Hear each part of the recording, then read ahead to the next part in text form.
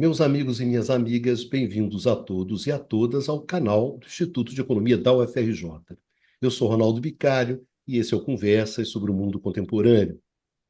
No programa de hoje, no programa de número 85, nós vamos conversar com vocês nessa nossa mesa redonda sobre a economia da Venezuela.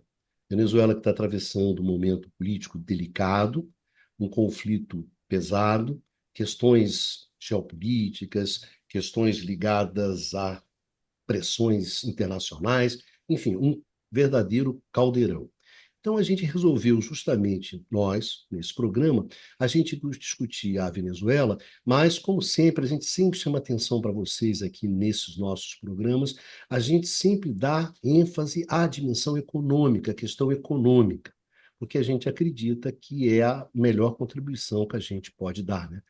Qual a melhor contribuição que o Instituto de Economistas pode dar? É discutir um pouco essa dimensão econômica da crise venezuelana. Já que toda a questão política, geopolítica, né? Vocês têm vários programas, muita gente discutindo esse tema, né? Gente de qualidade, gente muito mais qualificada do que a gente para discutir esse tema. Então, por isso que a gente resolveu ficar na questão econômica. Então, hoje o que a gente vai discutir é justamente isso, a economia da Venezuela, a economia de um país em crise, a economia de um país sob pressão muito grande, um país com conflitos internos muito grandes. Quer dizer, como é que isso se reflete na economia e como é que, na verdade, esses conflitos, né, também refletem na economia e sofrem as pressões, os reflexos da própria economia. Bom, é isso aí com a nossa mesa tradicional. Pradinho, temazinho cascudo hoje, né, Prado? Mas muito instigante, né? Um tema realmente que vale a pena discutir. Eu entendo que a gente pode dar uma contribuição, dar um olhar um pouco diferente a mais longo prazo sobre a história da Venezuela, né? É isso. Baixazinho, e aí, Baixa? Venezuela é jogo É, duro, né? Jogo jogo duro, complicado. é. É botar mão em cumbuca, né? Como diziam os antigos. Mas a gente adora uma cumbuca, né? Vamos lá, gente, tem que encarar, não tem essas coisas assim. Aqui não tem tema difícil, então vamos lá, né? Vamos ver se a gente consegue entender, compreender algumas coisas, etc., pelo viés econômico, né? Pelo viés econômico. Numazinho, Venezuela, É, e tema do aí? dia.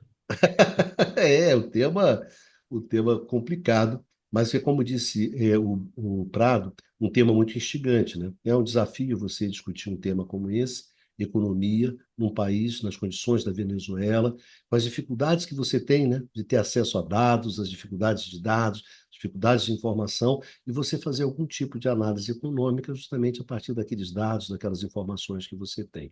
Então, é isso que a gente vai conversar com vocês hoje nesse conversa sobre o número, né? Conversa sobre o mundo contemporâneo de número 85.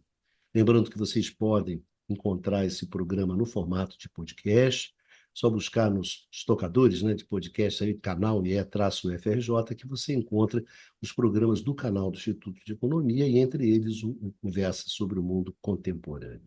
Pradinho, você que é o nosso decano, eu pediria que você introduzisse o tema, a economia venezuelana.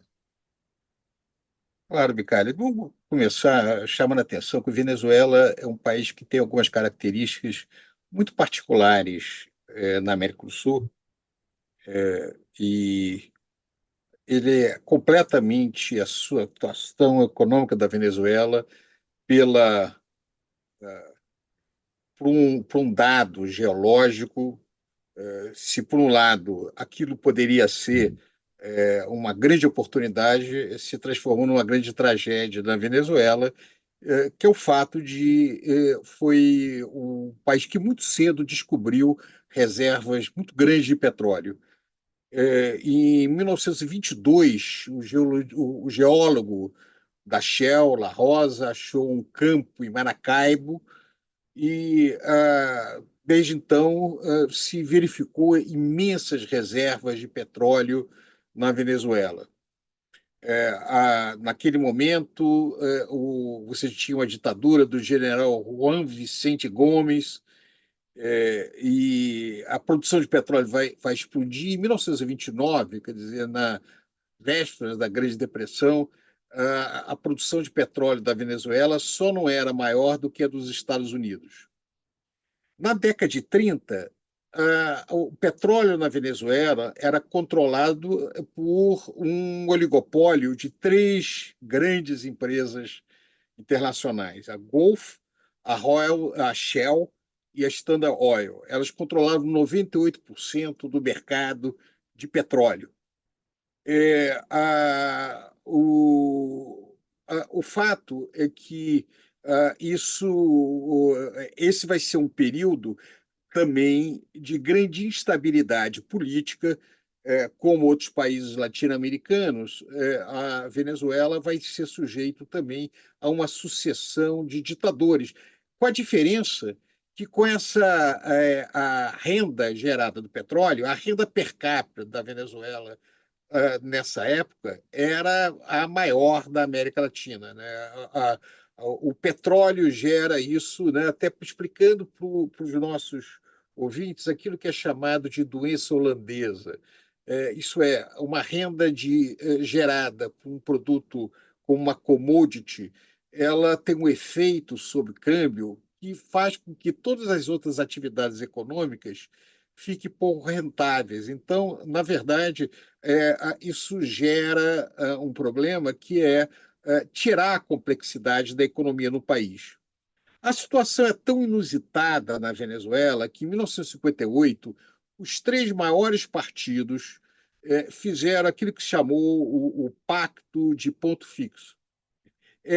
Nesse pacto, esses três partidos, que representavam a elite, o poder econômico e político da Venezuela, eles acordavam de dividir as posições de trabalho do Estado e a receita de petróleo em três partes da proporção da votação dos partidos. Quer dizer, a renda de petróleo, então, se transforma de uma forma de enriquecimento de uma elite venezuelana que vai fazer compras em Miami, que vai viver uma vida abastada, num país empobrecido, fora da receita de petróleo. Um país rico, mas com uma distribuição de renda horrorosa, onde aquilo era usufruído por um número relativamente pequeno de pessoas. Nos anos 60, a Venezuela entra no OPEP, ela se junta a outros países e vai se beneficiar do elevado preço de petróleo a partir de 73, né, quando o preço do petróleo pula de $3 o barril para 12 e depois para 30,79. Ela se beneficia disso. Durante esse boom de petróleo, o famoso Carlos André Pérez, que é uma figura muito controversa na história da Venezuela, ele vai nacionalizar a indústria do petróleo e vai criar a PDVSA, né? Ele vai, no entanto, ele vai fazer um acordo com companhias estrangeiras, mantendo o controle de 60% da empresa. Quando você tem a década de 80, o preço do petróleo tem um comportamento inverso. Depois dele subir 10 vezes na década de 70, a década de 80, você vai ter um movimento contrário, e, além disso, com todos os efeitos da crise internacional gerada por aumento das taxas de juros nos Estados Unidos. O resultado é que a Venezuela vai ter problemas, inclusive com dívida, porque a Venezuela, como o México, que também é um grande exportador de petróleo, vai pegar muito dinheiro no mercado internacional, inclusive comprando refinarias nos Estados Unidos, como a Citgo. É, a, o que vai acontecer é que, em decorrência, quando, em 1989, o André Pérez é reeleito e resolve fazer uma política, uma agenda de ajuste violento, seguindo uma recomendação do FMI muito radical, e esse pacote de austeridade leva a uma completa desorganização da sociedade venezuelana, um levante, o que vai levar da população, que vai levar, inclusive, ao aparecimento de Chávez. O Chávez é um militar que vai lançar uma tentativa do golpe e não vai dar certo, ele acaba não conseguindo obter um resultado disso. Posteriormente, ele vai ser eleito em 1998 uma plataforma socialista, mas é muito difusa. Basicamente, a plataforma é transferir a receita gerada do petróleo para a melhoria social, ou seja, manter mais ou menos a economia na mesma lógica anterior, só que os beneficiários deixariam de ser a elite econômica, a venezuelana, mas teria uma função de beneficiar uma parte maior da população.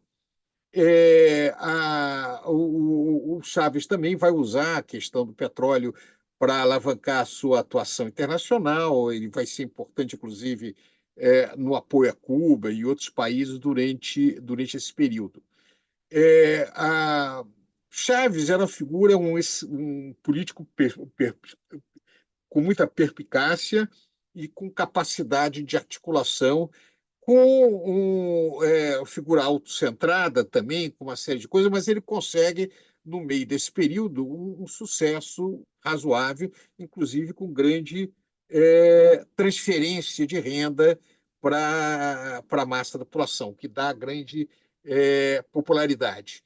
Ele vai morrer posteriormente, não dá para entrar em detalhes aqui, mas a Venezuela vai entrar numa crise crescente a partir de 2014, no mesmo período, na mesma era em que nós começamos a ter problema também, porque o preço das commodities vai cair na economia mundial. Posteriormente, o que vai caracterizar também a imensa dificuldade que a Venezuela vai passar tem a ver com toda uma agenda de sanções muito duras implementadas pelos Estados Unidos em cima do regime, eh, a- principalmente em cima do Maduro, né? No período ainda de Chávez, tinha algumas, não eram tão grandes. Né? Na verdade, desde o início desse século, há 20 anos, tem sanções na Venezuela, mas elas foram num crescente. A partir de Obama, depois, com Trump, essas sanções ficaram realmente muito duras. E o resultado foi que, a partir de 2015, a produção de petróleo entrou em queda livre, gerando, portanto, uma situação de profunda instabilidade econômica no país. Eu acho que é isso. Eu fiz uma coisa muito genérica, mas para a gente introduzir um pouco a natureza dos problemas que a Venezuela enfrenta historicamente, né, no período anterior e também com o regime depois chavista no século XXI.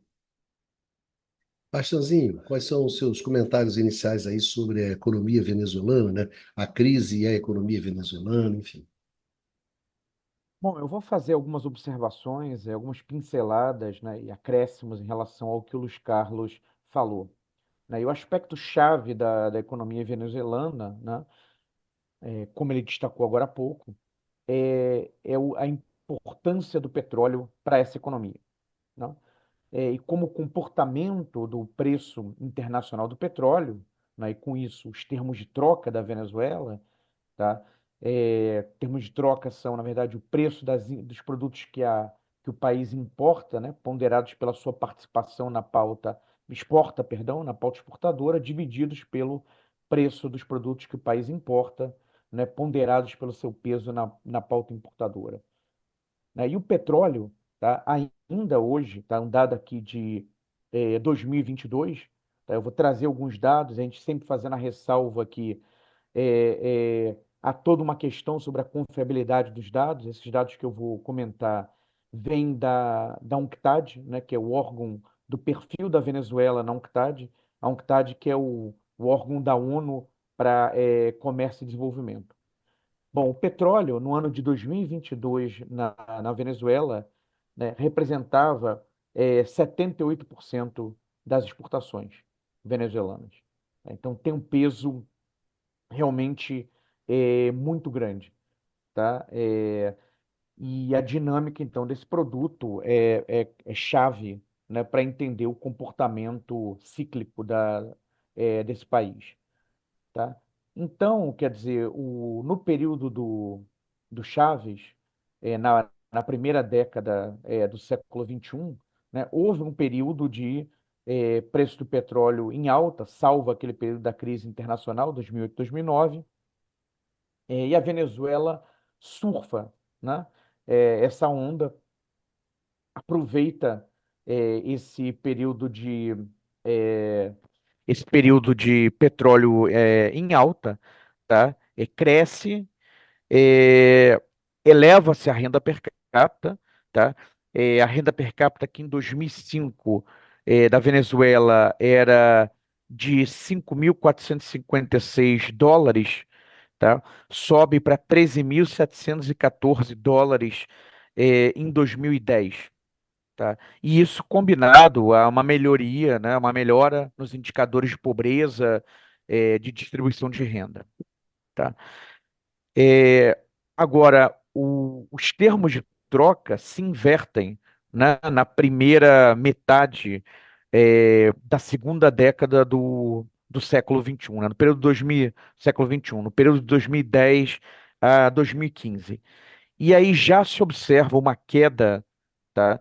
É, no período de 2010, da renda per capita de 13.714 para 11.257. Agora, colocando em números algo que o Luiz Carlos falou agora há pouco, tá? Chama atenção o seguinte, que a partir de 2015 houve uma recuperação nos termos de troca da Venezuela, tá? O que digamos, em condições normais, pelo comportamento histórico, era de se esperar uma recuperação da economia venezuelana. Tá? No entanto, a renda per capita na Venezuela vai despencar de 11.257 em 2015 para 4.569 em 2022. Tá? E aí isso está associado, quer dizer, à desorganização, em particular no setor petróleo, né, e às sanções que o país sofreu nesse período. Tá?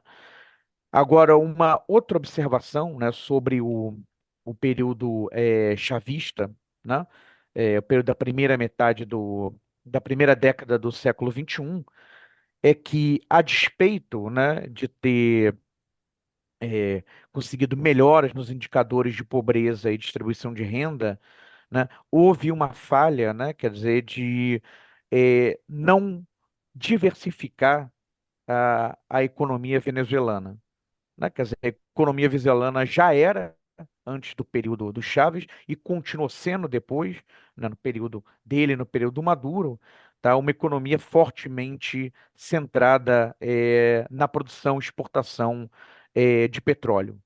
E aí, quer dizer, eu já dei o valor, né, do peso do petróleo na pauta de exportações venezuelana. Um dado aqui interessante, né, do baixo dinamismo dos outros setores na economia venezuelana é que em 2021, tá, é, as importações representavam 47,6% do PIB da Venezuela. Tá? Então é um dado bastante expressivo, tá? E aí, bom, com isso acho que segue o Numas pode fazer algumas considerações adicionais. Bom, vou colocar aqui. Numazinho, o que você tem aí para gente aí iniciar essa discussão sobre a economia venezuelana, né? Uma economia baseada em petróleo clássica, né? Uma economia petroleira, as dificuldades de diversificação, enfim, parece que Praginho, é uma história que se repete, né? Pois é. Não conheço muito sucesso de sair um pouco dessa história, né, Numa? É difícil sair desse negócio, não é assim que o pessoal segue mais ou menos a mesma história.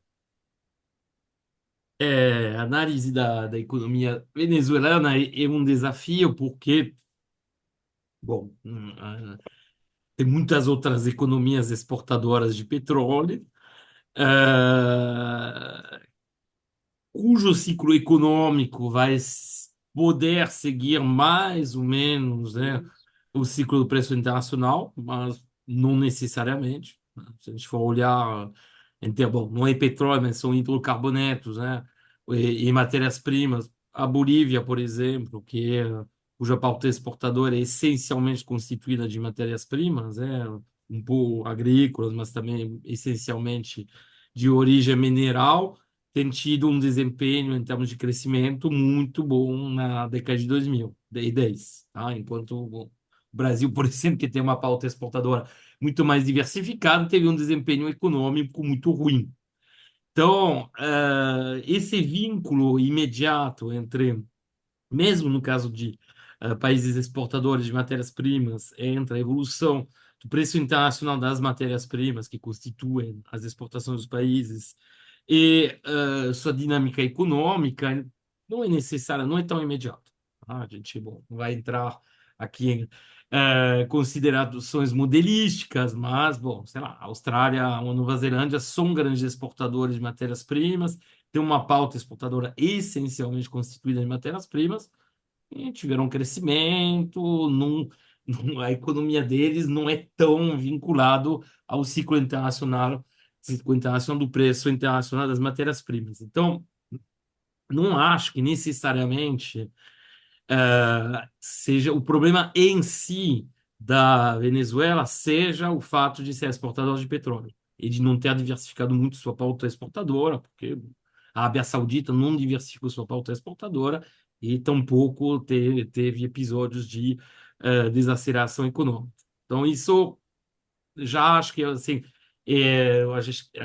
acho que a gente tem que olhar de uma forma mais aprofundada no caso. Bom, e em particular tem que olhar os dados, né, que foram já colocados tanto pelo Luiz Carlos quanto de forma ainda mais detalhada pelo Eduardo por um período mais recente, né, que sai desse desempenho em termos de crescimento econômico da economia venezuelana, tá? Porque a gente está frente a algo, acho que podemos dizer, nunca visto numa economia que não é de um país que não está em situação de guerra, tá? Porque recentemente fizemos até um programa sobre o Irã, que tem que enfrentar também sanções internacionais, de um nível até talvez mais comparável, até maior, em termos de alcance, aquelas que das coisas tem que sofrer teve que enfrentar a Venezuela. A economia iraniana, bom, como a gente comentou, não teve um desempenho maravilhoso, tem uma série de problemas, particularmente em termos de dependência tecnológica, dependência externa, porém não, não se encontra numa situação tão ruim. Obviamente, um primeiro elemento de resposta é que já foi colocado pelo Luiz Carlos, mais do que a estrutura da pauta exportadora e a estrutura da produção. Tá? De facto, a estrutura produtiva interna da Venezuela é pouquíssimo diversificada. Isso não é de hoje, né? Tem uma série de estudos econômicos estruturalistas, né? Realizados ao longo, né? Do período pós-Segunda Guerra Mundial, por exemplo, do Furtado, teve dois, um na década de 50, outro na década de 70, que basicamente fazia as mesmas constatações de uma falta de diversificação produtiva. Então, isso seria um primeiro elemento de resposta. De fato, a economia venezuelana é pouco diversificada produtivamente, não consegue se lá internalizar um processo completo de industrialização, então tem muitos bens de consumo duráveis, em particular, produtos de linha branca, automóveis, etc., que não passaram a ser produzidos na própria Venezuela, e de facto, bom, no momento onde você tem um aperto, no balanço de pagamento, em particular, no momento de suas exportações despencam, aí isso se torna um problema maior. Bom, isso é um primeiro elemento de resposta que de facto aparece, tá?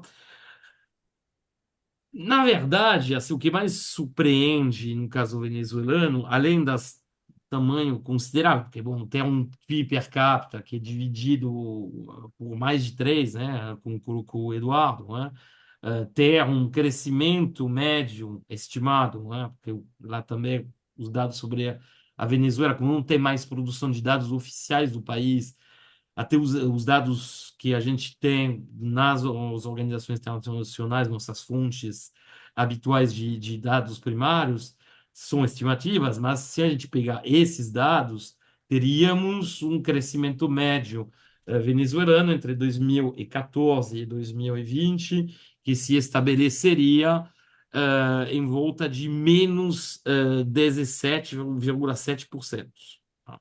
De média anual. Bom, isso, como eu falei, mesmo, sei lá, a Rússia pós-soviética não teve dados parecidos. Então, realmente, tem algo muito específico o caso venezuelano, uma série de fatores que vão se juntar. Bom, podemos fazer tentativas de explicações, tá?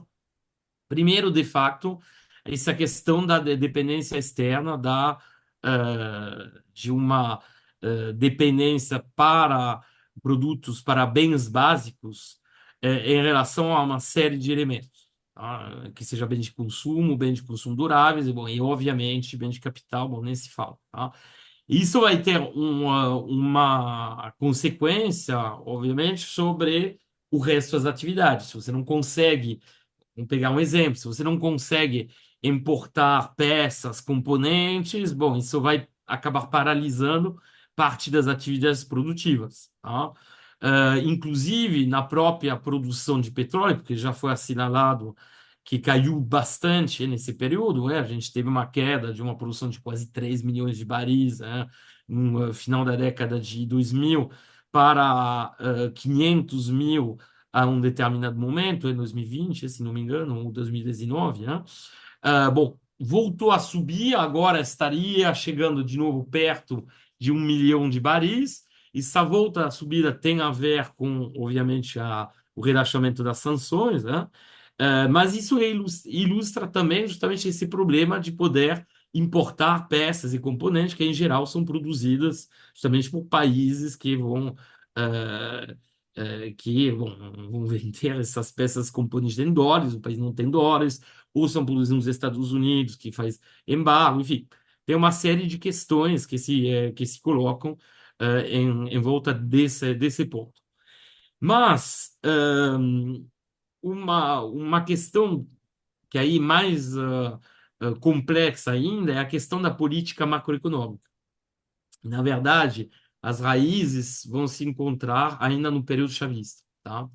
No período chavista, ou seja, na década de 2000, né, pegando o Chaves como se diz, falece no início de 2013, então, bom, no período chavista, o crescimento econômico foi muito elevado, comparado à década anterior, né? Se estabeleceu na média entre 2000 e 2008 a 4,8% anuais, tá?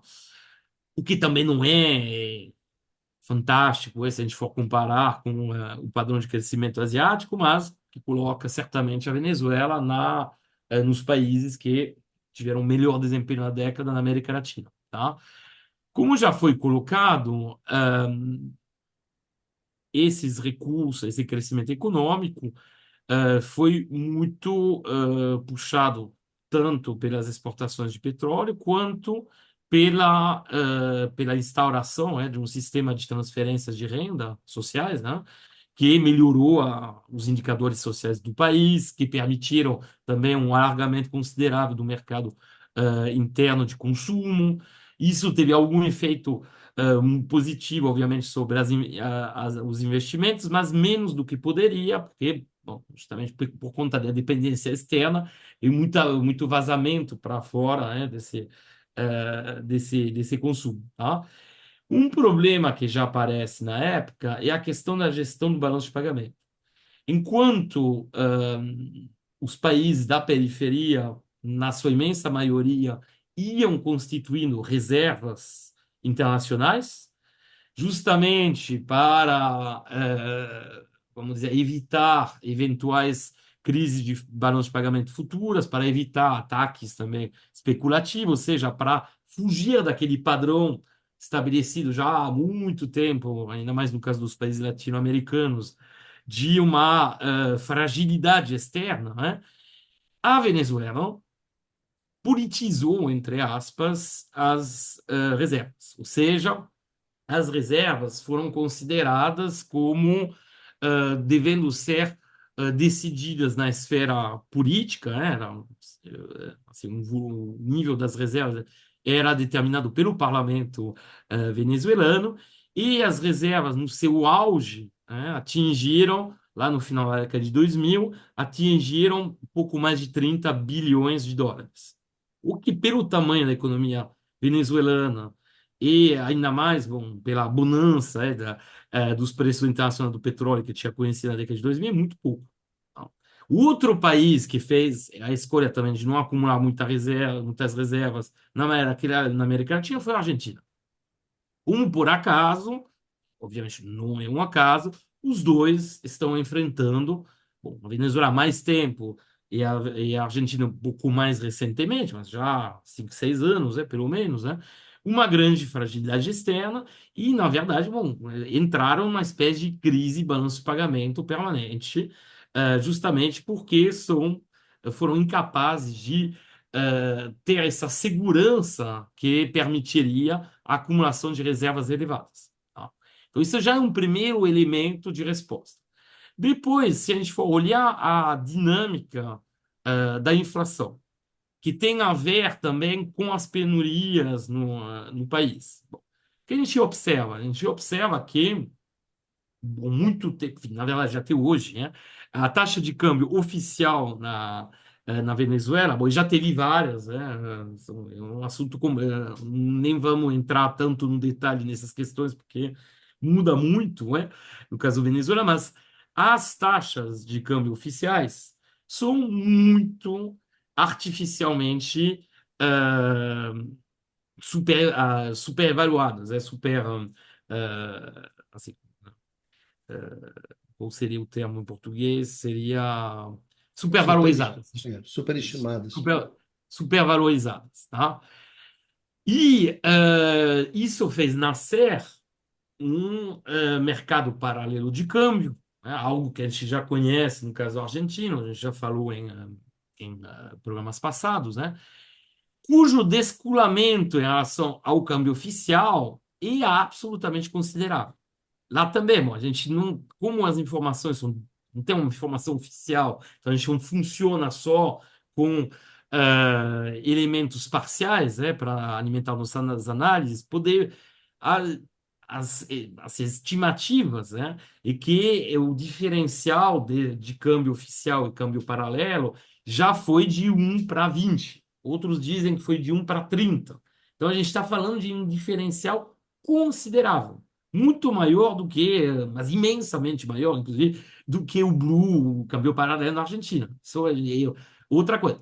E, obviamente, num país onde você tem um câmbio paralelo, onde você tem uma penuria, uma série de bens básicos, basicamente todos os bens de consumo, mesmo com assim episódios, bom, lá também não temos tempo, mas mesmo com episódios de tomada de controle sobre a comercialização de determinados produtos em supermercados que inicialmente eram controlados pelo Estado, bom, depois passaram a ser administrados pela PDVSA, a Companhia Nacional de Petróleo Venezuelana. Bom, mesmo com isso, você passa a ter, na verdade, um preço de mercado aberto, né, dos bens que é aquele dado pelo câmbio paralelo. Então, se a gente pegar um exemplo, por exemplo, sei lá, você pega o preço oficial de um detergente num supermercado oficial, bom, e vamos dizer 10, tá? 10 unidades monetárias, né? Bom, ah, você vai. O problema é que, assim, no supermercado oficial não tem. O quando tem, assim, esgota tão rapidamente que muita gente não consegue. comprar. Inclusive, bom, tem condicionamentos de renda para ter acesso a esses supermercados, vamos dizer, subsidiados, enfim, sociais, né? Então, uma parte da população está excluída disso. Então, tem que comprar no mercado paralelo, tá? E nesse mercado paralelo, o mesmo detergente, que valia, cujo preço oficial é 10, nesse mercado paralelo vai ter um preço de, sei lá, 300, tá? Então, imaginem que os dados de inflação não refletem, na verdade, a, a realidade oficial. Então, o que você está tendo, fora o fato que nesse mercado paralelo, muitas vezes, hoje em dia, na Venezuela, já há um tempo, né, não é de agora, as, as operações, enfim, as transações são realizadas em dólares. Então, na verdade, o que a gente tem é uma economia dolarizada de facto, mesmo se Sim. oficialmente ela ainda usa a moeda nacional, tá? Então, isso é um problema enorme. Isso leva também a uma distorção em muitas atividades, porque você, na prática, tem toda uma economia fantasma que vai se criando, tá? Então, não sei, não posso, mas minha surpresa sempre frente aos dados de crescimento me faria dizer que, mesmo se eles certamente eles indicam um caminho, isso é inegável, né, de uma queda de padrões de vida absolutamente considerável, teria talvez que tomar cuidado em relação à existência, na verdade, de uma economia paralela, que obviamente não vai ser captada, né, pelos dados oficiais. Esse é o primeiro elemento. O segundo elemento ligado a isso é que, de facto, você passa a ter um sistema econômico que, ao mesmo tempo, depende muito, né, da atuação do Estado, tá? Só que com um setor privado que está vamos dizer, numa situação de antagonismo permanente em relação a esse setor público, né, a esse Estado. Então, isso vai gerando uma série de distorções, né, além das já mencionadas, né, que fazem com que, inclusive, você tenha muita fuga de capital, tá? Lá, de novo, a gente não tem dados oficiais, né? Então, não tem, e as estimativas realmente, olhei, são tão assim, díspares, né? Nos mesmos anos que eu não me arriscaria a usar os dados, tá? Mas tem essa fuga de capital, isso é certo. Outro problema que a gente vai observar também na economia venezuelana tem a ver justamente com o processo de nacionalização de certas atividades. Que você nasce, bom, a gente não vai, né, fazer um curso sobre bens públicos, mas considerado em geral interessante, bom, desejável, nacionalizar certos tipos de bem. Por exemplo, no setor energético, bem conhecido do nosso Bicalho, bom, a nacionalização pode parecer, enfim, parece uma boa solução, até para, vamos dizer, organizar, coordenar, as ações de investimento, só que, no caso da Venezuela, bom, muitas atividades foram nacionalizadas, bom, a nacionalização da PDVSA era uma ação muito grande, uma ação marcante na história venezuelana, né? Você tinha também uma série de atividades ligadas à infraestrutura de transporte, energética, etc. O problema é quando se passou a se nacionalizar atividade que, sei lá, fábrica de sapato. Será que vale a pena nacionalizar? Então você começa a ter, assim, uma tentativa de migrar para uma economia assim, de tipo socialista, no sentido com um alto grau de propriedade pública, né, dos meios de produção, porém, sem adotar os instrumentos que permitiriam manejar essa economia, tá? Então, você tem uma espécie de economia mista, mas, inclusive, bom, com escolhas de setores a nacionalizar que são, no mínimo, curiosos, né? Então, isso cria também uma série de distorções. Então, você vê que, de fato, você começa a ter uma desorganização do sistema produtivo e as tentativas de diversificação produtivas que existiram, né, no período Chaves, né, elas não foram completadas. Tá? Então, muitos projetos de investimentos pararam no meio, não foram muito também por conta, obviamente, da restrição externa, dificuldade de financiar, de comprar, né, máquinas, equipamentos, para completar a produção e também não podemos esquecer que como se chama?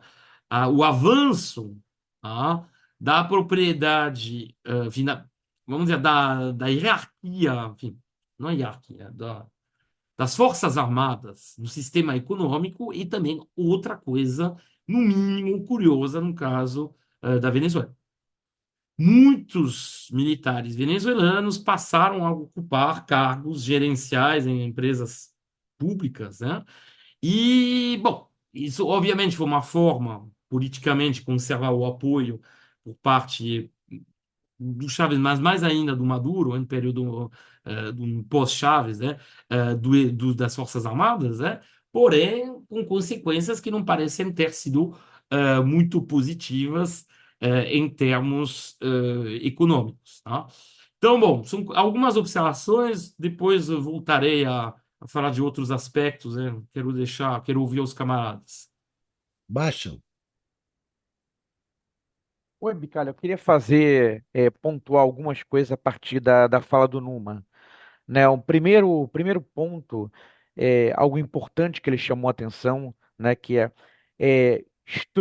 o grande problema, na verdade, na Venezuela, não é que a estrutura de exportações, né? Quer dizer, a pauta de exportações está concentrada no petróleo, mas sim que é uma estrutura produtiva, tá, muito concentrada no petróleo. Tá? As duas coisas não são sinônimos, e um exemplo disso a gente pode dar a partir da história econômica brasileira. Na economia brasileira de 1930 a 1960, passou por uma grande diversificação da sua estrutura produtiva, tá? Com processo de industrialização, surgimento de setores que antes não existiam, ampliação de outros que antes existiam. Tá? Só que essa diversificação da estrutura produtiva que houve no Brasil entre 30 e 60 não foi acompanhada de uma diversificação na pauta de exportações. Tá?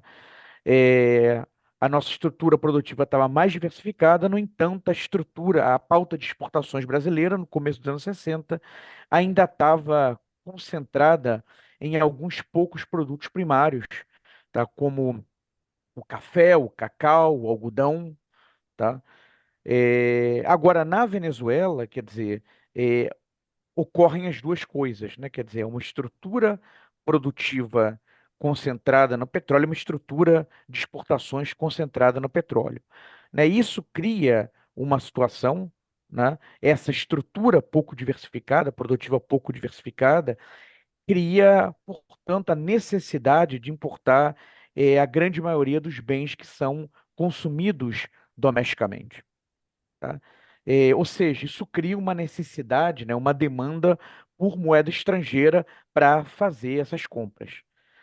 Tá? E aí, um outro segundo ponto que o Numa chamou a atenção é o fato de que no período de bonança, tá, na Venezuela, tal como na Argentina, tá, não houve uma política de aumento das reservas internacionais.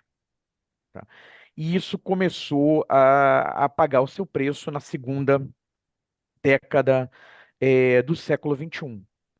Tá? Porque um contexto de escassez de divisas, tá, cria pressões sobre o mercado cambial.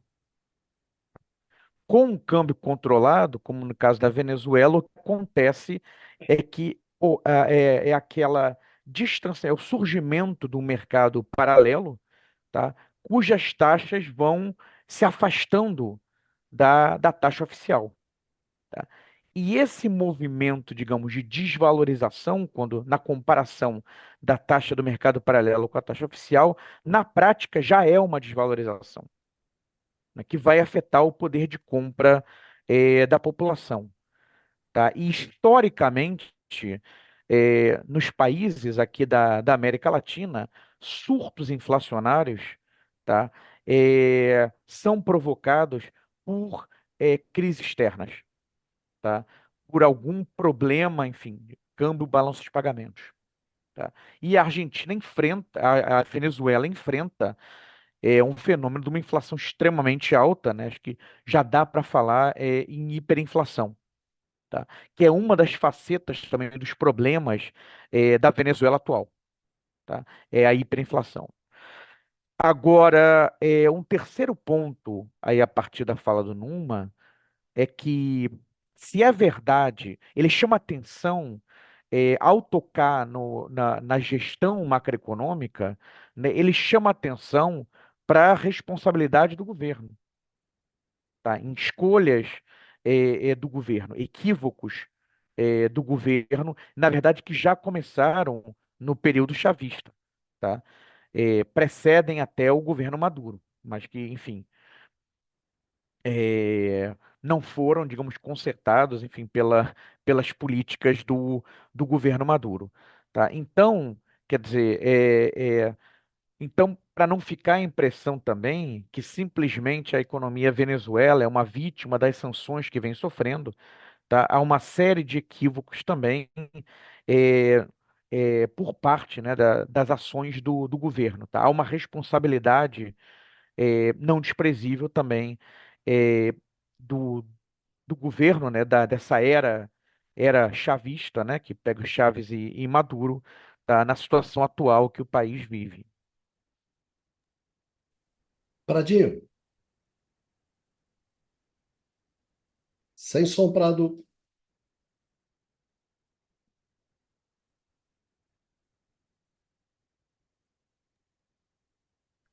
Eu queria trazer a essa discussão alguns elementos que eu acho muito importantes para quem está nos assistindo entender. Nós discutimos aqui vários aspectos. Primeira coisa que eu queria chamar a atenção é que a economia venezuelana não é uma economia socialista, não tem planejamento econômico, quer dizer, ela não tem nenhum dos elementos, nem das antigas economias modelo soviético, com planejamento central, ou mesmo de uma economia socialista, economia mista, com um forte setor estatal baseado em algum tipo de planejamento e política industrial. Eu reli para essa conversa aqui um maravilhoso texto do Celso Furtado sobre a Venezuela, escrito em 57. Aliás, para o público que está nos assistindo, o nosso colega,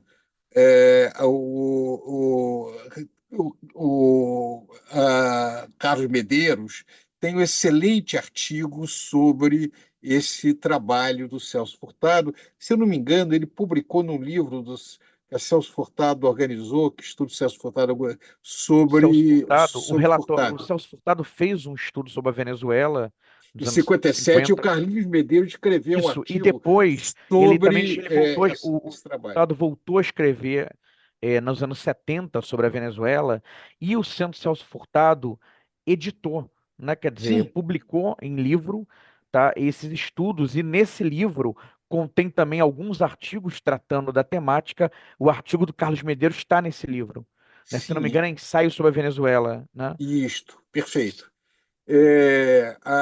Então, só para entender um pouquinho, o que o Furtado dizia? Olha, a Venezuela é muito diferente do resto da América Latina. Qual era o problema da América Latina?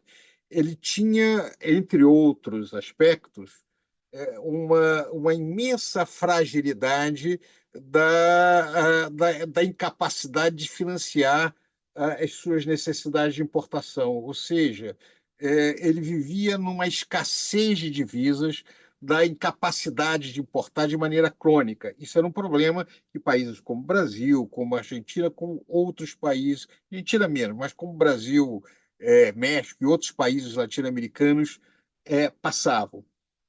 A Venezuela não. A Venezuela tinha uma capacidade de gerar divisas muito grande. No entanto, eles chamam atenção, era subdesenvolvida. Por quê? Porque as outras atividades econômicas da Venezuela tinham uma produtividade muito baixa. Então, ele chama atenção o seguinte: olha, a Venezuela tinha o setor vinculado ao petróleo, tinha também um setor ligado à construção civil e tinha um setor de consumo interno. As outras atividades tinham uma produtividade muito abaixo daquela que existia nos países industriais avançados. Os preços eram elevados para os consumidores domésticos. Então, todos aqueles que não estavam na atividade do petróleo, que não empregava tanta gente assim, tinha dificuldades de geração de renda. No entanto, seus salários em dólares eram altos, porque a taxa de câmbio era definida pelo preço do petróleo. Então, você tinha uma série de distorções que perpetuou a fragilidade econômica da Venezuela ao longo desse período. O que eu acho importante chamar a atenção para quem está nos ouvindo? Que quando você tem uma mudança de regimes, de governo, com a subida de Chaves, o que seria de se esperar? No mínimo, olhar a tradição desenvolvimentista latino-americano e montar uma estratégia para, de alguma forma, escapar dessa armadilha. Não dá tempo aqui da gente fazer uma análise político detalhado da realidade venezuelana, mas o fato é que não houve uma mudança nessa estrutura. O mesmo problema de fragilidade que a Venezuela tinha nos anos 50, 60, 70, perdurou. Ou seja, tudo que é consumido domesticamente na Venezuela é importado, como o Baixa apontou um número, mais de 47% do consumo doméstico na Venezuela é importado. Isso faz o quê? Que a Venezuela seja extremamente vulnerável às sanções. Uma economia como essa, se você, de alguma maneira, impede dela gerar divisas, há uma falta absoluta de quase tudo, o que dificulta muito a sobrevivência das pessoas no país. Quando o Numa falou, no caso do Irã e outros países, as sanções não provocaram o mesmo efeito, é porque o Irã tem uma economia muito mais diversificada do que a Venezuela.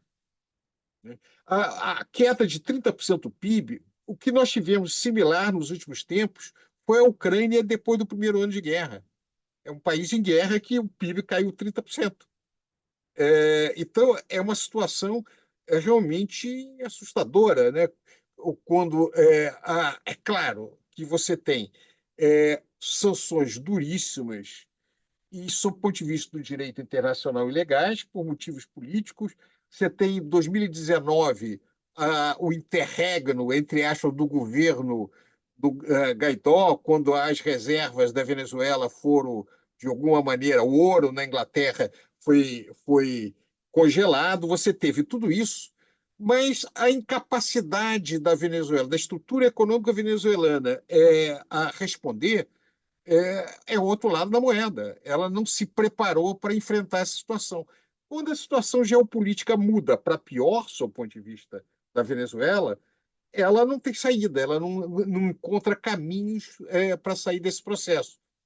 Ou seja, independente da situação, mesmo que reduza, de alguma maneira, as sanções na Venezuela, que não parece que é o caso, quer dizer, as sanções foram um pouco enfraquecidas depois da guerra da Ucrânia, para tentar aumentar muito a produção de petróleo, razão de curto prazo. Agora, elas vão voltar com força total. Então, a situação da Venezuela é muito delicada nesse sentido, porque ela não tem capacidade de resposta para enfrentar a dureza dessa situação. A saída que ela está tentando fazer é redirecionar essas exportações para a Rússia, para a China, para outros locais, para, de alguma maneira, continuar business as usual, ou seja, retomar o modelo que ela tinha de aumentando a sua receita de exportação, ter uma redivisão interna e, de alguma maneira, ter uma política melhor sobre esse ponto de vista.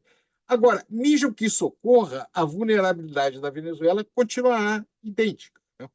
Só para terminar a minha fala e deixar claro para quem está assistindo, a gente só pode elogiar o fato de um governo como o de Chaves ter redirecionado o excesso da receita dos setores dominantes para diversificar, melhorar a questão da pobreza. Eu não estou criticando isso. O que eu estou dizendo é que isso em si não muda a estrutura da Venezuela, nem faz a Venezuela um país socialista ou uma agenda de esquerda, coisa nenhuma. Apenas é um redirecionamento a uma estrutura que é uma estrutura que subdesenvolvida, que perdura nesse país e não traz horizontes para melhorar de maneira consolidada a situação da sua população. Esse é o ponto que eu queria trazer. Só Bastianzinho, te chamar, fazer uma observação sobre o que o Luiz Carlos falou. Uma vez conversando com um colega nosso lá da universidade, que não é nem um pouco simpático ao chavismo, muito pelo contrário, mas que visitou a Venezuela umas 2 ou 3 vezes no período pré-Chaves, não? E ele falava o seguinte: antes de querer discutir qualquer as consequências do chavismo, é preciso entender as causas do chavismo, né? E as causas são justamente essa situação de uma renda extremamente concentrada num país de grandes desigualdades, né? Caracas é uma cidade cheia de favelas também. Já era assim nos anos Aliás, 80. como o Rio de É, Janeiro, favela é das isso. morros, né? É Exatamente, muito nas montanhas, interessante. exatamente. Nas Exatamente. montanhas. Para nós, É, para mim, carioca, quando eu cheguei em Caracas, a primeira coisa que me chamou a atenção, eu disse: olha, parece o Rio. Não no tô em sentido, o Rio é a cidade casa. mais bonita. Estou em casa, né? Mas a maneira em que essas coisas são colocadas. Claro, você Então, aumentou a quer dizer, esse participação. trabalho que foi feito, né, na primeira década do século XXI, né, de redistribuir, né, a, um pouco essas rendas, né, quer dizer, para a população mais pobre, tá? E com isso reduzindo a pobreza e melhorando os indicadores de desigualdade, isso é claro que é digno de aplausos, tá? Mas não se conseguiu mexer nas questões da estrutura produtiva do país, né? Agora, uma outra observação, como você chamou a atenção para a questão do socialismo, né, é porque aqui, né, nosso amigo Dudu Costa Pinto gostava muito de chamar a atenção para isso, né, não com essas mesmas palavras, né, aqui na América, no Brasil e na América Latina, redistribuir um pouquinho já é chamado de comunismo, né? Pois é, né, eu acho muito importante isso, porque o fato de ter uma propaganda de que é um governo de esquerda, uma economia socialista, uma parte da esquerda toma isso pelo seu valor. Isso não é verdade. É uma estrutura capitalista que tem uma renda. O Celso Furtado é um que chamava atenção para o perigo quando é uma citação dele do seu. é, a- das suas memórias, ele diz: nada mais perigoso para um país pobre que uma chuva de dinheiro. Ou seja, o petróleo trazia uma chuva de dinheiro para um país pobre, e esse dinheiro era usado não para construir as bases de melhoria, de reconstrução, de integração da população.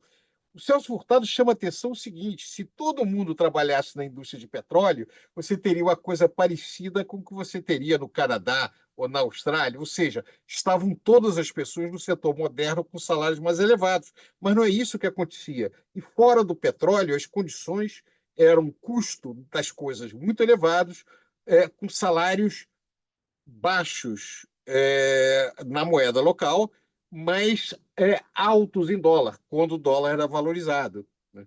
Essa situação atual esdrúxula de duas taxas, de uma taxa de câmbio é, paralela tão mais elevada do que oficial, gera distorções profundas. Agora, é importante chamar a atenção, eu já falei isso em outras oportunidades, o que leva aí para a inflação, em primeiro lugar, é grandes problemas de balanço de pagamento. Não é à toa que a Argentina e Venezuela têm grandes problemas do gênero. É muito curioso que aqui se fala Os como dois se países aumenta, que não acumularam reservas não na primeira acumularam década, reservas. na época de bonança, né, como Numa chamou atenção.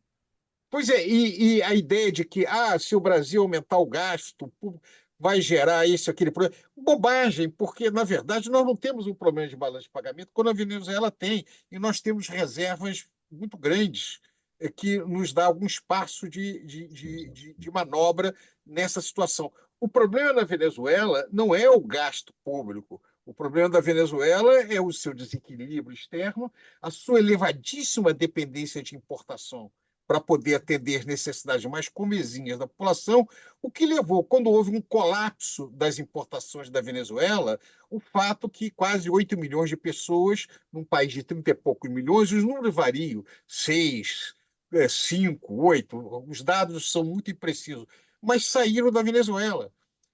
Países como o Brasil e como outros, quando tiveram problemas de restrição externa, como aconteceu na Primeira Guerra Mundial, na Segunda Guerra Mundial, responderam substituindo importações. Mas no caso da Venezuela não tinha como fazer isso, porque ela não tinha as condições necessárias para substituir as importações, nem tecnológicas, nem um mínimo de produção doméstica para responder a esse tipo de situação, diversificando a sua economia. Agora, a Rússia, que passou por restrições seríssimas, como é que ela responde?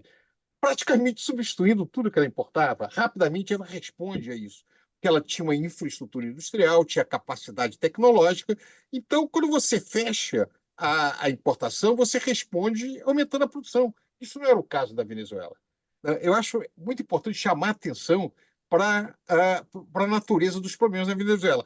Nada disso exclui o problema que a Venezuela está sendo atacada fortemente, com sanções duríssimas, por razões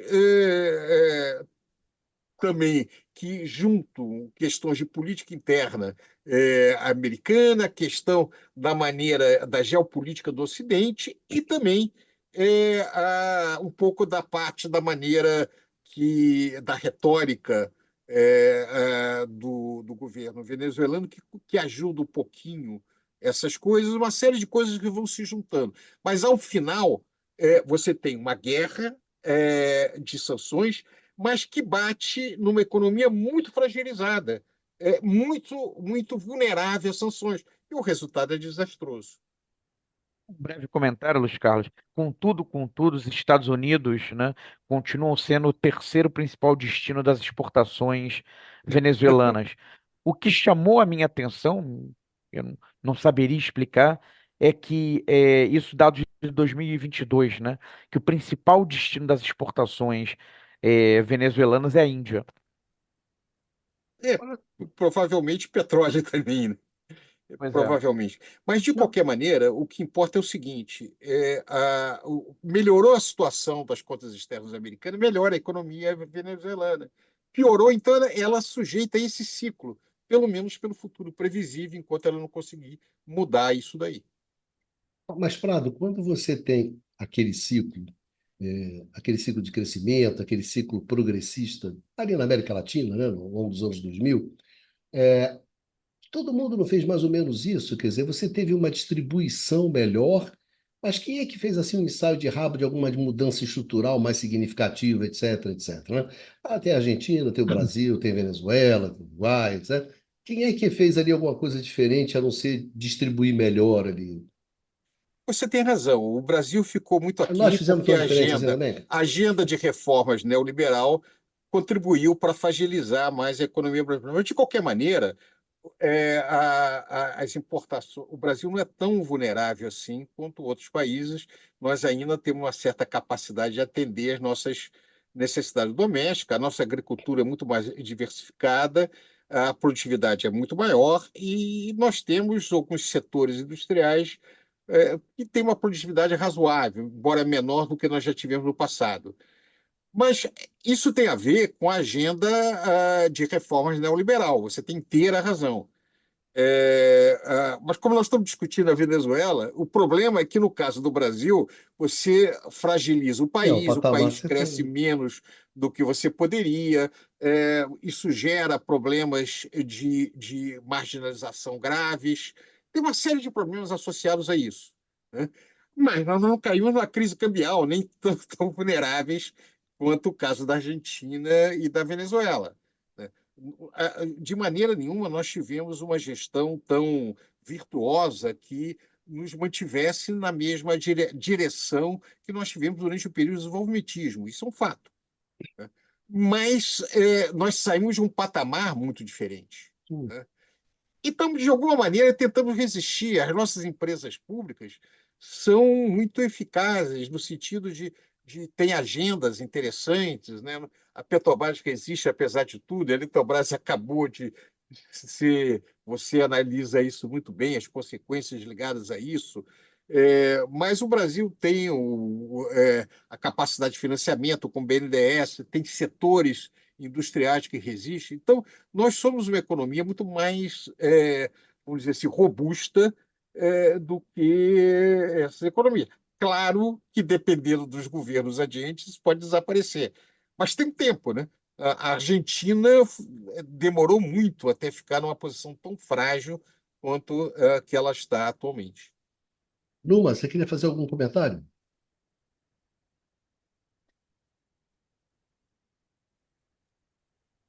Sim, queria fazer algumas colocações. Em relação a uma observação anterior do Luiz Carlos,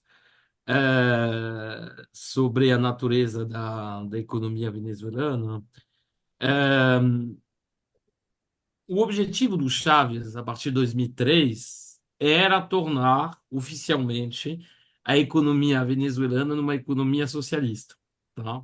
Isso foi, e aí depois ele ficou repetindo esse mantra, até sua morte. O Maduro tem também continuado afirmando isso de uma forma mais, às vezes, mais ambígua, mas, de fato, se a gente for olhar, eh, como como se manifestou esse discurso. Ele tem teve alguma, vamos dizer, manifestação nos fatos. Bom, o primeiro elemento é que 1.400 empresas ao longo do período Chaves foram nacionalizadas, tá? Empresas privadas, algumas delas grandes, outras menores, realmente tem uma heterogeneidade nesse sentido, tá? Aí, a Venezuela gastou muito dinheiro com isso, porque a totalidade, não a totalidade, a quase totalidade dessas empresas eram empresas multinacionais. Então, bom, por exemplo, Santander recebeu quase 10 bilhões de dólares, 10 bilhões de dólares pela nacionalização da sua rede bancária. Tá? Então, a gente vê que isso também foi uma fonte de uso dos dólares obtidos através da bonança de exportações, que, em certos casos, não parece ter sido tão oportuno. Tá? Aí, de novo, não temos valores exatos porque eram negociações diretas, tá? Mas como a Venezuela queria evitar ao máximo dar oportunidade para sofrer sanções, ela sistematicamente, pelo menos até a morte do Chávez, indenizou a todas as empresas multinacionais expropriadas. E, em geral, na verdade, seguindo meio que os termos pedidos por essas empresas multinacionais. Tá? Se a gente procura dados para ver qual a parcela, né, do setor de serviços, do setor industrial, da produção, né, do setor de serviços, da produção do setor industrial, foi nacionalizada. Eu procurei, não encontrei. Tá? Então, isso é um desafio de investigação, de pesquisa, porque não dá muito para saber.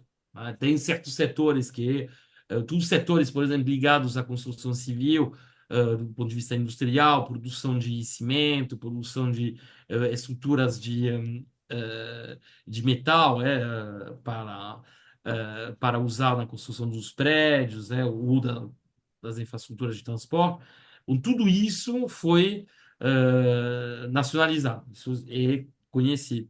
Boa parte do setor industrial ligado ao complexo de produção de petróleo também foi nacionalizado.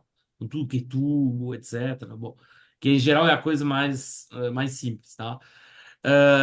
As coisas um pouco mais complexas, tipo bombas e outros elementos mais sofisticados, ao que tudo indica, continuam sendo importados, e isso, inclusive, é um problema para manter a operação muitos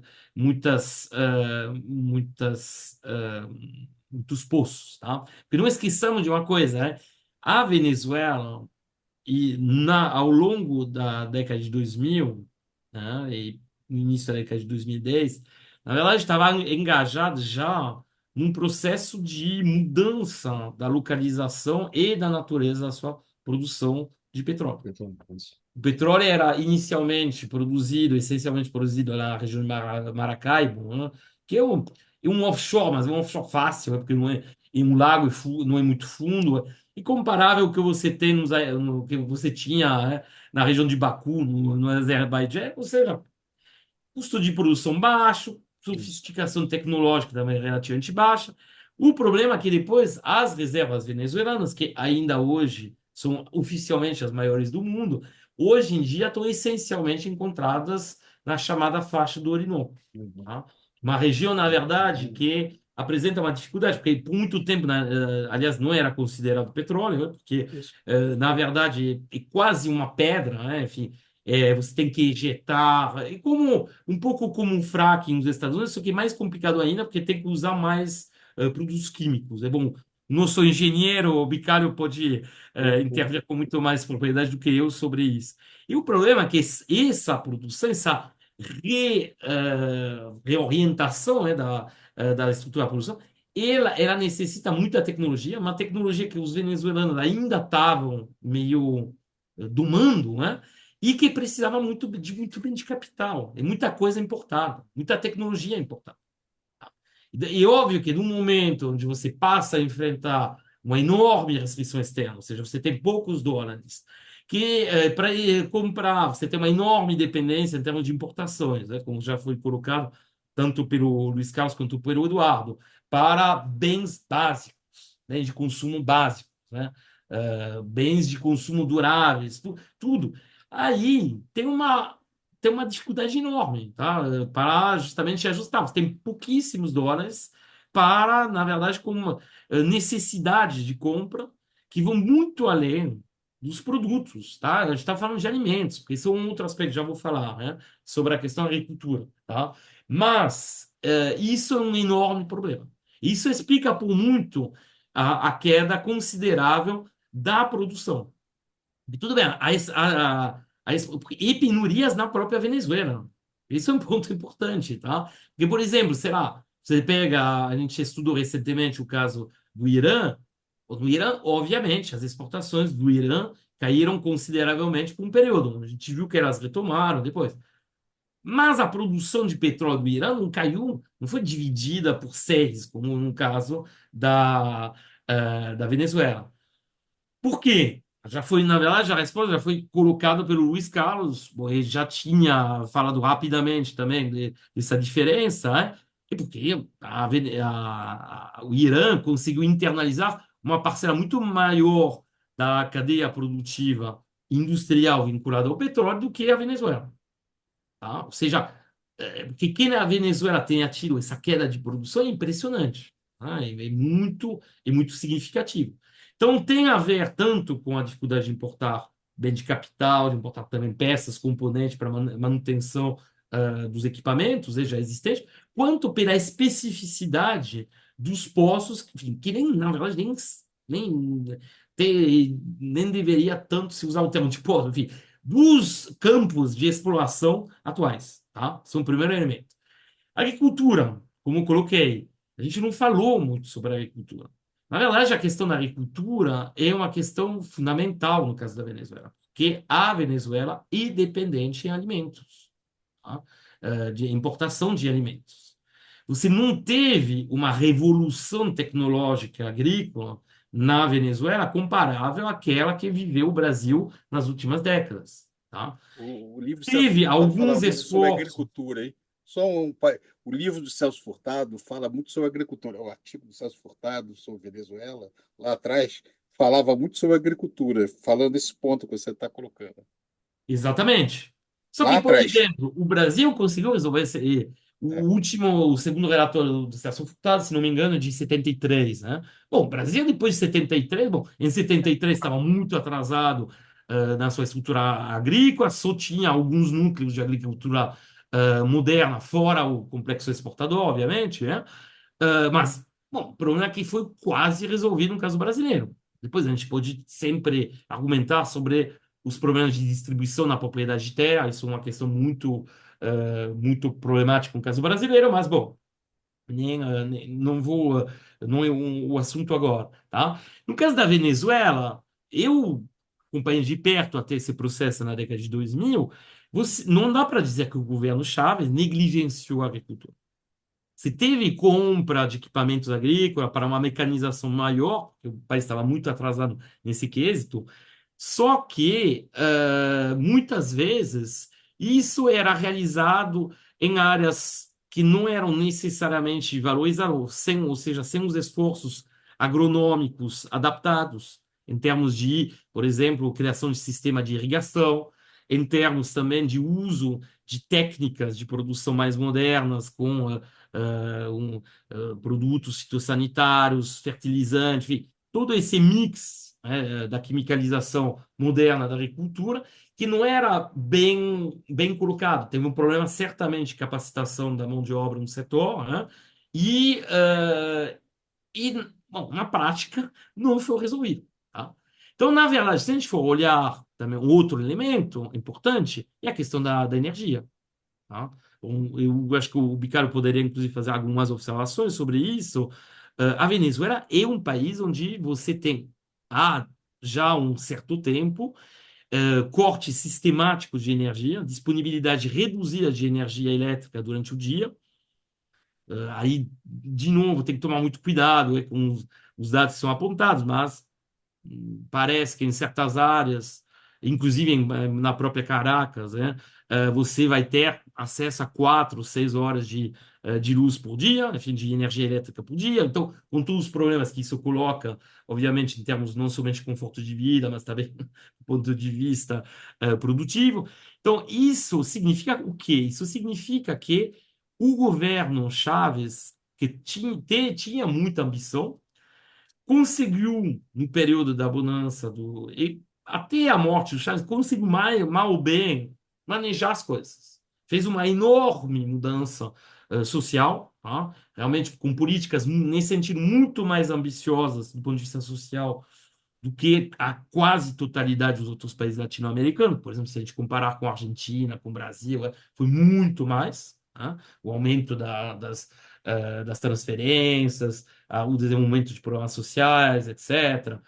A Venezuela, não esqueçamos que ela foi pioneira, né, na importação, entre aspas, de médicos cubanos, que outros países depois acompanharam esse movimento, mas, bom, foi muito inovador. Tá? Só que, de fato, houve falhas na política industrial, certamente.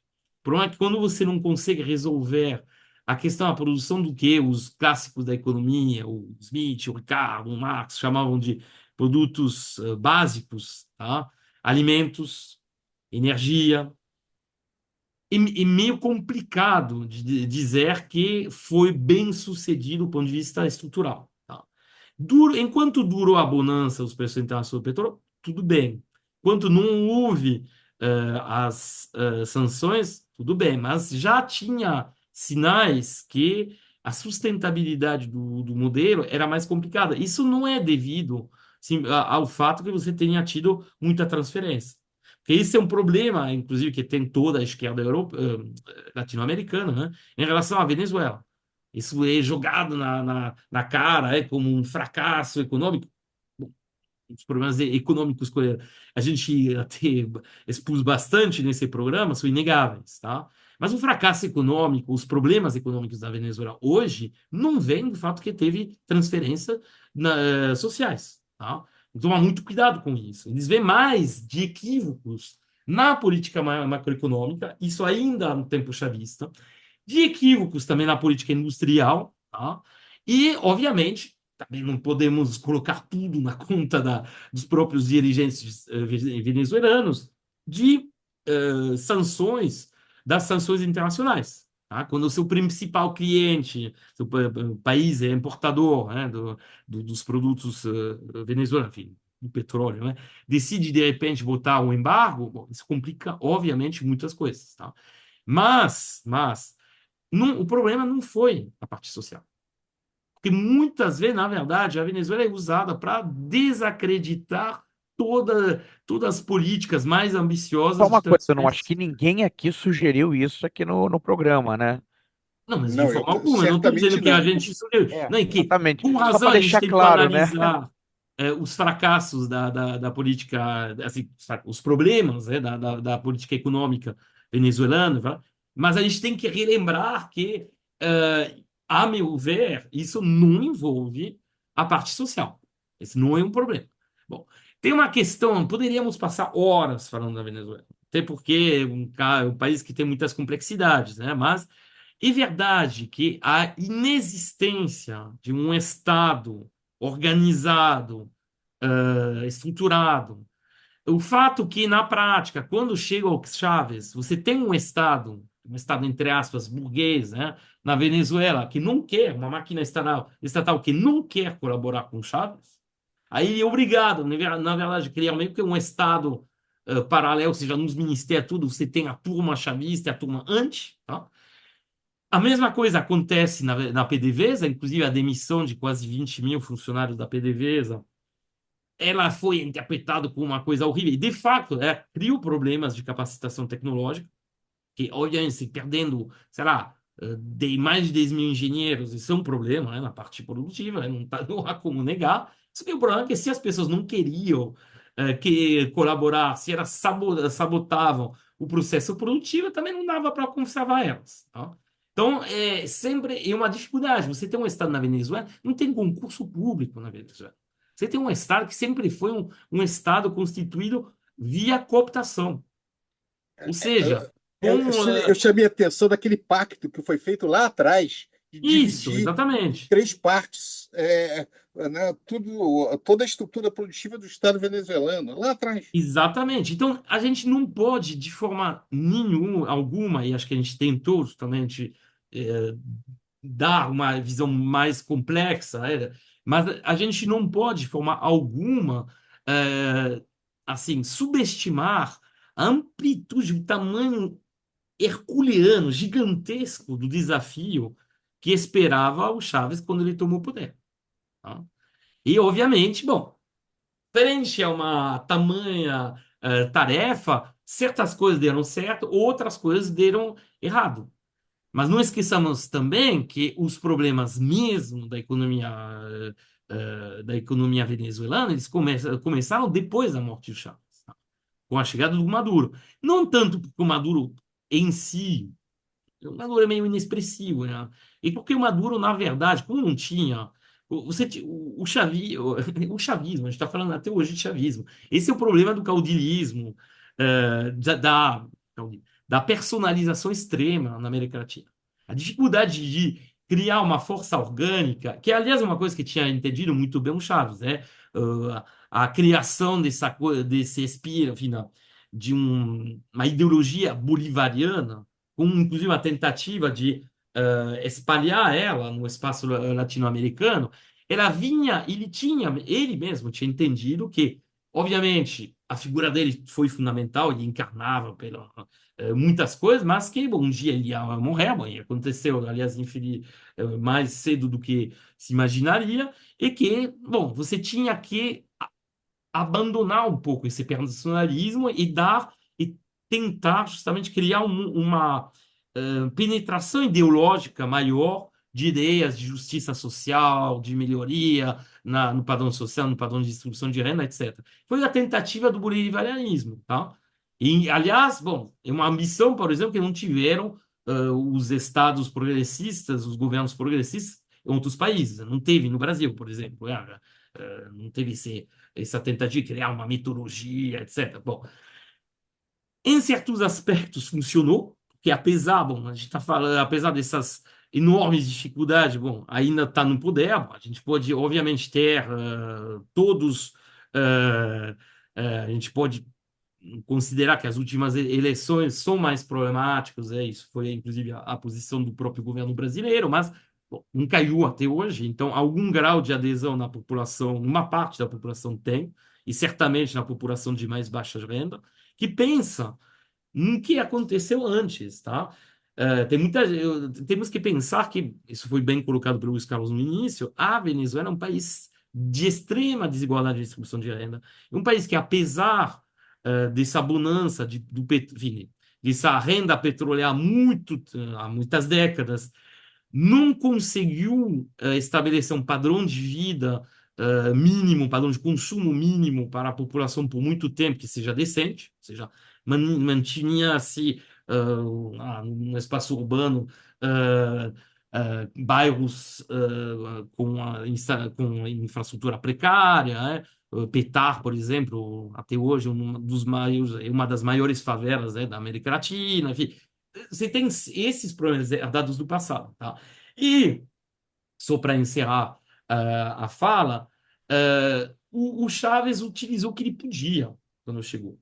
Ou seja, ele usou esse nacionalismo dos recursos naturais, que teve em outros países. Ele, aí, nesse sentido, obviamente, o financiamento do Estado, o gasto público, era muito atrelado à renda petroleira, continua sendo, e isso, obviamente, vai ter efeitos mais problemáticos quando baixa o preço do petróleo, porque você atrela o ciclo econômico à renda petroleira, mas o vínculo passa pelo orçamento do Estado, passa pela questão tributária, tá? E a última coisa é que não vamos esquecer que a oposição venezuelana, atualmente, do ponto de vista econômico, se a gente pegar Maria Corina Machado, que na prática quem lidera é o Guaido, antes, Guaidó. Guaidó, são ultraliberais. Não é centro, não é centro-direita, não, e poderíamos, na verdade, a oposição, em parte dela, pelo menos, pode até ser chamada de extrema-direita. A Machado, por exemplo, é apoiadora do Trump, foi e apoiadora do Milei na Argentina, ou seja, tem que pensar que o problema da Venezuela é que a alternativa, bom, não vamos entrar na questão política, mas a alternativa na parte econômica e também assustador, né? Vai ser um ultra neoliberalismo, tá? Porque como todos os programas sociais, ou quase todos, transferência, etc., foram associados a esse, porque não tinha antes simplesmente, mas foram associados ao chavismo, ao bolivarianismo, se essa turma chegar no poder, eles vão acabar com tudo. Tá? Não vai ser um verdadeiro cataclismo, tá? Então, a conclusão que a gente poderia tirar é que a situação, as perspectivas da Venezuela, sem entrar, mas tendo que levar em conta também na dimensão política, do ponto de vista econômico, são muito complexas. E é verdade que, bom, a retomada de novo das sanções certamente vai acabar parando a bonança, enfim, a leve retomada do crescimento econômico que tinha sido observada vamos dizer, com sanções mais mansas, entre aspas, nos últimos 3 anos e meio, porque de 2021 a 2023, o crescimento da economia venezuelana foi na média de 4,3%. E já nesse segundo trimestre, a gente já volta a um desempenho, infelizmente, muito ruim, que provavelmente vai piorar por conta da retomada das sanções. Pradinho, você queria fazer uns últimos comentários? Quero fazer. O problema é que o Numa levantou tantas questões que eu podia fazer outro programa aqui em resposta a ele. Eu sei que daqui a pouco você me cara. Então, eu vou tentar ser breve, mas pegar Afirmativo. alguns fatores. Bom, eu concordo com você em grande parte. A questão social da Venezuela, a resposta a isso, o principal marco, e isso é notável. Concordo também que a elite venezuelana, como era no passado e agora, é uma coisa horrorosa. O histórico deles é uma coisa horrorosa. Mas não é isso que nós estamos discutindo. Eu acho que o ponto importante chamar a atenção é o seguinte: estatizar a empresa não é socialismo. Senão, a Inglaterra, o Reino Unido, nos anos 60, os trabalhistas que estatizaram vários setores, teriam feito alguma coisa parecida com a economia socialista. A economia socialista, ela implica ter um mecanismo de planejamento, ela tem uma política progressiva de transformar o setor de alguma maneira de mercado, subordinar a uma estratégia de planejamento caminhando em direção à planificação. Com todos os problemas que nós temos no século XX, as experiências do século XX, da União Soviética, a China, ao leste europeu, tudo que eu sei que você conhece muito. Então, o meu ponto é que, quando se você entrar na internet e pegar economic planning, planejamento econômico em espanhol, em português, alguma coisa, a única coisa que você vai achar na Venezuela vai ser dos anos 60, quando houve uma tentativa ainda de se montar uma estrutura de planejamento lá no desenvolvimentismo um pouco modesto. Mas nada disso foi tentado. Sim, mas Luiz O, o, Carlos, eu nunca falei que é no socialista. Inclusive, bom, você não, sabe sim, que mas o que eu eu estou trabalho dizendo é no o seguinte, CT. Não, que eles queriam transformar uma coisa sim, socialista, só mas que, na aí o verdade, como foi discurso incompleto, como é, não tem esse planejamento, você tem assim um sistema, e bom, a gente falou também de preços paralelos, você tem de mercado paralelo, você tem um sistema que é meio híbrido para baixo, e essas coisas nunca funcionam. Então não pois é, funciona. mas o ponto é o seguinte: ele não foi montada uma estratégia disso. O interesse dele me parece claro. O finado Teutônio dos Santos, grande professor, meu amigo, que eu sinto muita saudade, já morto, ele me contou que ele teve com o Chaves e dizia que o Chaves tinha muito interesse em teoria da dependência, e livros sobre socialismo. Ele, pessoalmente, podia ser um cara até intuitivo, porque ele não era um militar, não era uma pessoa tão sofisticada assim intelectualmente, mas um objetivo de caminhar dentro dessa direção.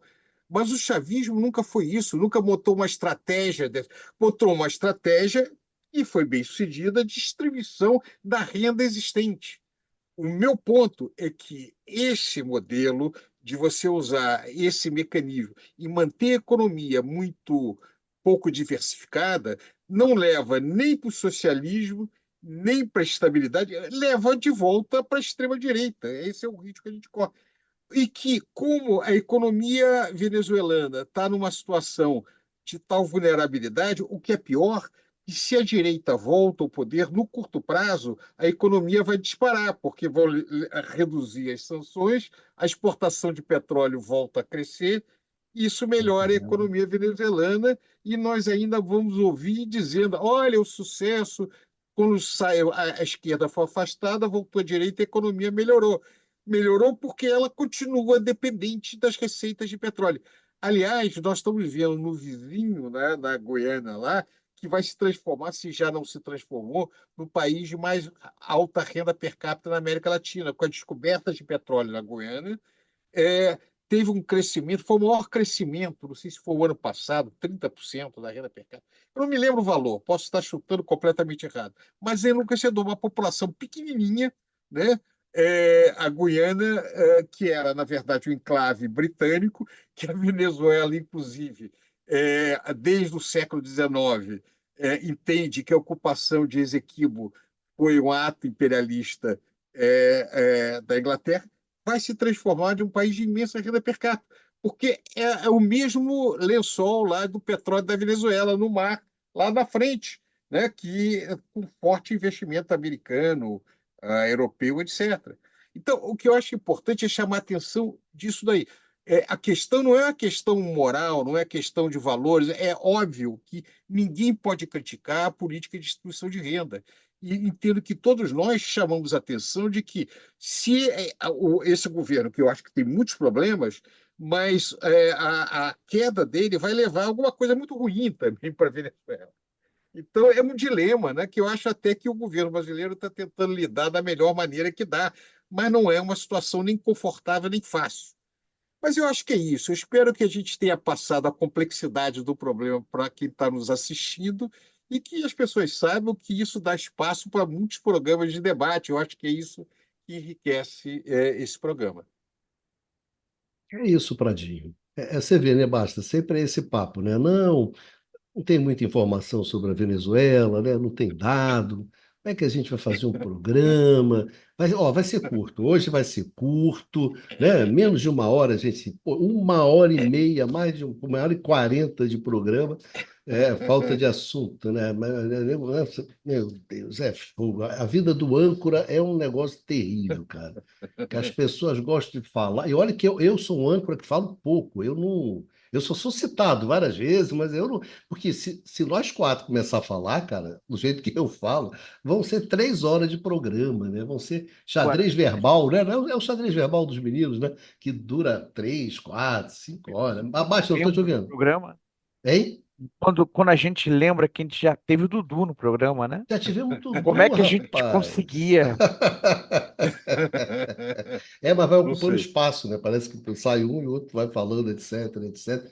Eu acho que a gente tem que fazer que nem um xadrez verbal, fazer um programa de 4, um podcast, né, de 4 horas, de 5 horas, aí vai falando Inclusive, sobre. aproveitar para falar é que eu vou passar um períodozinho fora, né, em pós-doutorado na França, né? E aí não vão ficar numa e Luiz Carlos pelos próximos 2 meses, né? Em dezembro eu tô Controvérsias, de Baixo. volta. Há Que Em dezembro eu controvérsias, tô que de Baixo. volta. chinelinho, Ainda olha se lá. consegue via Tem uma coisa internet chamada você internet, participar. baixa, é moderno, Isso você pode existe na Aí fazer. França, ele eu faz acho. É esse uma coisa moderníssima, você não pronunciamento vê? Exatamente, é público. exatamente uma oportunidade para poder pensar um pouco, né? Ler, E Ai, colocar ele as faz esse Jesus. leituras pronunciamento público técnicas, só, né, na em verdade, dia. para forçar, para tentar que a gente aceite sem Exatamente. Teve um reagir. Não, chinelinho, na cara, olha realidade é para só. criar um fato. Vamos, vamos Vamos substituir. terminar, gente, Pradinho, que já vamos está muito substituir. tarde. Vamos substituir por alguém, né? Se Que vocês aí que é acham que é o muita. melhor. Vamos, Colher de chá, rapaz. Gente, vamos lá, que 1 hora e Gente, um 40 de abraço. um abraço programa. grande. Queria agradecer muito Bastanzinho, então, vai lá. São 2 meses de pós-doc, não é Isso, isso? dezembro eu tô de volta. O que é? Setembro e outubro. Não, outubro, novembro. Não, olha, já está Isso, esticando. comecinho de Olha a minha dezembro, cara, o comecinho de cara dezembro. já esticou no Natal. Olha só o número, o cara já está esticando. Pô. Não, só volto com o programa do Natal. Eita, é muito chinelo, não é possível. É Se isso vocês aí, muito quiserem obrigado. gravar semana que vem, a gente pode fazer um outra semana que vem. É E ainda isso tô aí, aqui. Baixãozinho. Vai lá, aproveita. Reflete, amadurece, sei lá, essas coisas todas, né? Pradinho, valeu. Numa, valeu. Queria agradecer a todos os nossos amigos, a todas as nossas amigas, né, que nos acompanharam nessa conversa sobre a Venezuela. Como disse o Prado, a gente espera que isso tenha sido útil para vocês, né? Acrescente mais coisas a essa discussão sobre a Venezuela, que é uma discussão muito rica. E a gente se encontra aqui no canal do Instituto de Economia da UFRJ, no seu Conversas sobre o Mundo Contemporâneo. É isso aí, um abraço a todos, vida que segue, e Bastanzinho, boa viagem, garoto. Um abraço aí para todo mundo. É isso.